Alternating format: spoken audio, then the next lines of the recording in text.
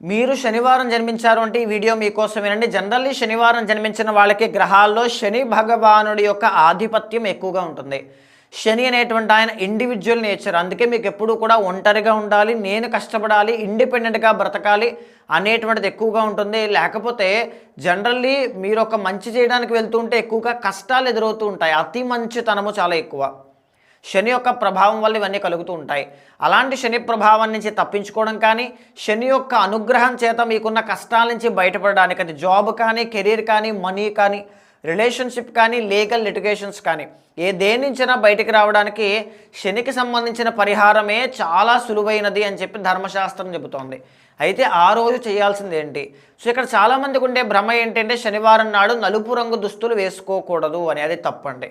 ఖచ్చితంగా వేసుకోవచ్చు. Blue colour వేసుకోవచ్చు, గ్రే కలర్ కూడా వేసుకోవచ్చు. ఇక్కడ ఏంటి అంటే ప్రతి శనివారము మీరు బాగా గుర్తుపెట్టుకోవాల్సింది ఏంటంటే